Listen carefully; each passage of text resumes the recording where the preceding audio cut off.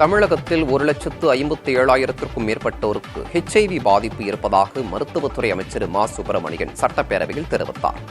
HIV-யால் பாதிக்கப்பட்ட 18 வயதுக்குட்பட்ட 7,618 குழந்தைகளின் கல்வி மற்றும் மருத்துவ செலவுக்காக 1,81,00,000 ரூபாய் செலவிடப்பட்டிருப்பதாகவும் அமைச்சர் மா. சுப்பிரமணியன் தெரிவித்தார். HIV பாதித்தோருக்கு ஓய்வூதியத்தை உயர்த்தி வழங்க வேண்டும் என அதிமுக MLA கிருஷ்ணமுரளி கோரிக்கை வைத்தார். அதற்கு பதிலளித்து பேசிய அமைச்சர், HIV பாதிக்கப்பட்டவர்களின் குழந்தைகளுக்கு மாதந்தோறும் உதவித்தொகை வழங்க முதல்வர் கவனத்திற்கு கொண்டு சென்று நடவடிக்கை எடுப்பதாக தெரிவித்தார்.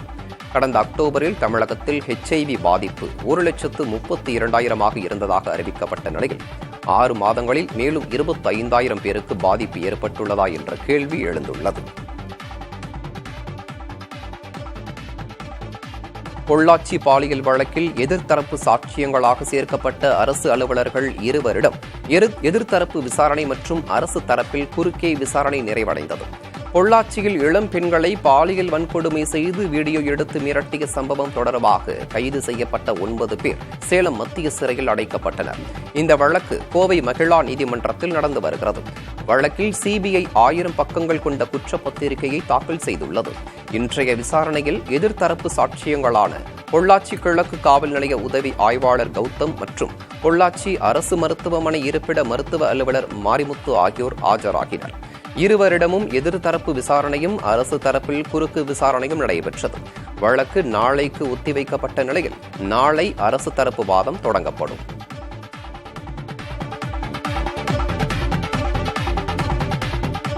தாம்பரம் மாநகராட்சிக்குட்பட்ட அனகாபுத்தூர் பேருந்து நிலையத்தின் ஒரு பகுதி திடீரென பெயர்ந்து விழுந்ததால் பேருந்துக்காக காத்திருந்த பயணிகள் அச்சமடைந்தனர். நாடாளுமன்ற உறுப்பினர் TR பாலு தொகுதி மேம்பாட்டு நிதியின் கீழ் கட்டப்பட்ட இந்த பேருந்து நிலையத்தின் கட்டுமானம் தரமின்றி இருப்பதாக பொதுமக்கள் குற்றம் சாட்டுகின்றனர். பேருந்து நிலையத்தின் கட்டுமானம் குறித்து வல்லுநர்களை கொண்டு ஆய்வு நடத்த வேண்டும் எனவும் கோரிக்கை வைத்துள்ளனர்.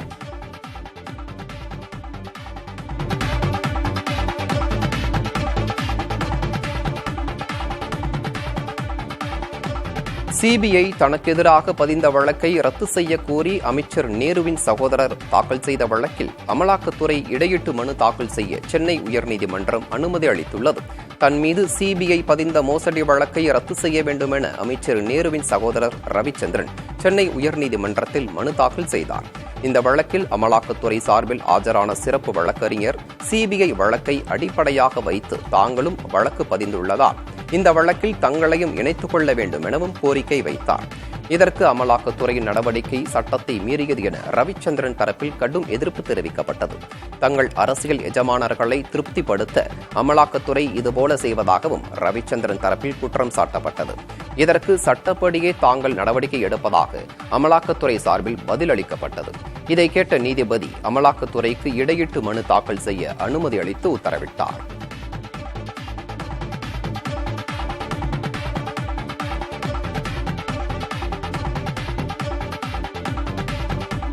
கர்நாடகாவில் டீசல் விலை உயர்வை திரும்பப் பெறக் கோரி நள்ளிரவில் இருந்து அனைத்து வகையான சரக்கு லாரிகளின் உரிமையாளர்கள் காலவரம்பற்ற வேலைநிறுத்த போராட்டத்தில் ஈடுபட்டு வரும் நிலையில் லாரி உரிமையாளர்களுடன் கர்நாடகா முதல்வர் தலைமையிலான குழு பேச்சுவார்த்தையில் ஈடுபட்டுள்ளனர். கர்நாடகாவில் கடந்த 6 மாதங்களில் டீசல் விலை 2 முறை உயர்த்தப்பட்டுள்ளது. 1 லிட்டருக்கு ₹5.50 உயர்த்தப்பட்டுள்ளது. இந்த விலை உயர்வை திரும்பப் பெற வலியுறுத்தி நள்ளிரவிலிருந்து அனைத்து வகையான சரக்கு லாரிகளின் உரிமையாளர்கள் காலவரம்பற்ற வேலை நிறுத்த போராட்டத்தை தொடங்கியுள்ளனர். 6 லட்சத்திற்கும் அதிகமான லாரிகள் நிறுத்தப்பட்டுள்ளன. இந்த டீசல் உயர்வு கர்நாடக மாநிலத்தில் இருக்கின்ற லாரி உரிமையாளர்களுக்கு மட்டுமல்ல, அதிகமாக தமிழ்நாடு லாரி உரிமையாளர்களுக்கு தான் பெரிய இழப்பு. பிற மாநிலங்களில் வந்து கொண்டிருக்கிற அனைத்து மாநில வண்டிகளுக்கும் மாபெரும் இழப்பு ஏற்பட்டுக் கொண்டிருக்கிறது. ₹5.50 6 மாதங்களிலே உயர்வு என்றால் இதை எப்படி லாரி உரிமையாளர்கள் தாங்கிக் கொள்ள முடியும்? கர்நாடகாவில் நடைபெறும் லாரி உரிமையாளர்கள் போராட்டம் காரணமாக நாள் ஒன்றுக்கு 4000 கோடி ரூபாய் அளவிற்கு வர்த்தக பாதிப்பு ஏற்பட்டிருப்பதாகவும் சண்முகப்பா தெரிவித்துள்ளார். தமிழகத்தின் பல்வேறு மாவட்டங்களிலிருந்து ஒசூர் வழியாக கர்நாடகா செல்லக்கூடிய அனைத்து சரக்கு லாரிகளும் நள்ளிரவு முதல் கிருஷ்ணகிரி மாவட்டத்தில் ஆங்காங்கே சாலையில் நிறுத்தப்பட்டுள்ளன. இந்த போராட்டத்தின் காரணமாக கர்நாடகாவில் அத்தியாவசிய பொருட்கள் தட்டுப்பாடு ஏற்பட்டு விலை உயரும் அபாயம் ஏற்பட்டுள்ளது. புதிய தலைமுறைக்காக செய்தியாளர் ஜெகநாத். அன்புமணியுடன் பாமக பொதுச் செயலாளர் வடிவேல் ராவணன், பொருளாளர் திலகபாமா ஆகியோர் சந்தித்து ஆலோசனை நடத்தினர். பாட்டாளி மக்கள் கட்சியின் வளர்ச்சிக்காகவும் தேர்தலை கருத்தில் கொண்டும் கட்சியின் தலைவரான அன்புமணியை மாற்றிவிட்டு தாமே தலைவராக தொடரப்போவதாக ராமதாஸ் அண்மையில் அறிவித்தார். இதற்கு பாமக பொருளாளர் திலகபாமா கட்சியின் ஜனநாயகம் படுகொலை செய்யப்பட்டுள்ளதாக விமர்சித்திருந்தார். இந்த விமர்சனத்துக்கு எதிர்ப்பு தெரிவித்த பாமக பொதுச் செயலாளர் வடிவேல் ராவணன் அன்புமணிக்கு ஆதரவாக பேசிய திலகபாமா பதவி விலக வேண்டும் என வலியுறுத்தினார். இந்த நிலையில் அன்புமணியுடன் வடிவேல் ராவணன் மற்றும் திலகபாமா சந்தித்து ஆலோசனை மேற்கொண்டனர். சுமார் அரை மணி நேரம் நடந்த இந்த சந்திப்பில் மாமல்லபுரம் முழுநிலவு மாநாட்டுப் பணிகள் குறித்து பேசியதாக தெரிகிறது. மாணவர்களின் புத்தக பைகளை நாள்தோறும் சுழற்சி முறையில் அதிரடியாக சோதனையிட வேண்டும் என தனியார் பள்ளிகளுக்கு உத்தரவிடப்பட்டுள்ளது. நெல்லையில் உள்ள அரசு மற்றும் அரசு உதவி பெறும் பள்ளிகளில் ஏற்கனவே இது நடைமுறையில் இருக்கும் நிலையில் தனியார் பள்ளிகளுக்கும் அறிவுறுத்தப்பட்டுள்ளது. இதுகுறித்து நெல்லை மாவட்ட முதன்மை கல்வி அதிகாரி சிவக்குமார் புதிய தலைமுறைக்கு தகவல் அளித்தார். அதில் பாளையங்கோட்டை பகுதியில் உள்ள தனியார் பள்ளி மாணவர் புத்தக பையில் அரிவாள் எடுத்து வந்த சம்பவத்தின் எதிரொலியாக இந்த நடவடிக்கை மேற்கொள்ளப்பட்டிருப்பதாக தெரிவித்தார்.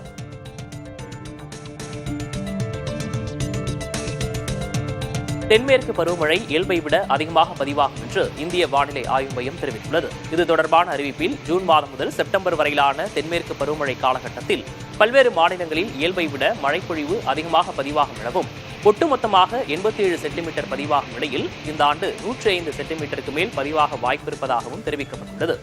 இருப்பினும் தமிழகத்தில் தென்மேற்கு பருவமழை குறைவாக பதிவாகக்கூடும் எனவும் இந்திய வானிலை மையம் தெரிவித்துள்ளது.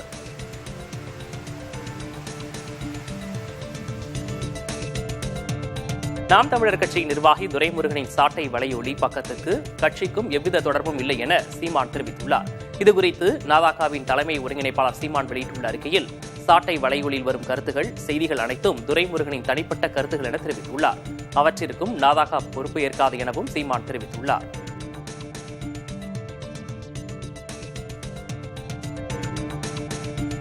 திருச்செந்தூரில் 2வது நாளாக கடல் சீற்றத்துடன் காணப்பட்டது. திருச்செந்தூர் சுப்பிரமணிய சுவாமி கோயிலில் தொடர்ந்து 2வது நாளாக கடல் சீற்றத்துடன் காணப்பட்டது. கடல் சீற்றத்தின் காரணமாக கரைக்கு வந்த நீரில் குழந்தைகள் விளையாடி மகிழ்ந்தனர்.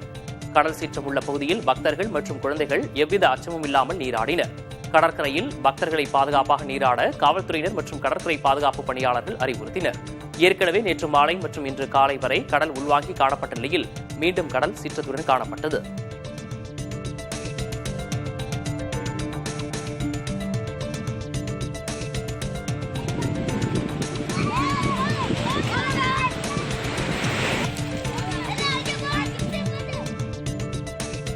கர்நாடகா முதல்வர் சித்தராமையா மற்றும் அவரது மனைவிக்கு எதிரான மூடா நில முறைகேடு வழக்கை மீண்டும் விசாரிக்க பெங்களூரு சிறப்பு நீதிமன்றம் உத்தரவிட்டுள்ளது.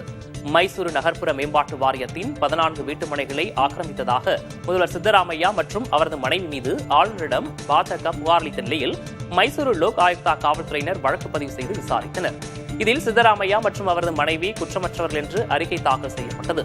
ஆனால் இந்த அறிக்கையை எதிர்த்து பெங்களூரு சிறப்பு நீதிமன்றத்தில் சமூக ஆர்வலர் ஸ்னேகமயி கிருஷ்ணா மற்றும் அமலாக்கத்துறை சார்பில் மனு தாக்கல் செய்யப்பட்டது. இந்த வழக்கில் செவ்வாய்க்கிழமை தீர்ப்பளித்த நீதிமன்றம் மூடா நில முறைகேடு வழக்கை லோக் ஆயுக்தா காவல்துறையினர் மீண்டும் விசாரணை செய்ய வேண்டும் என உத்தரவிட்டுள்ளது.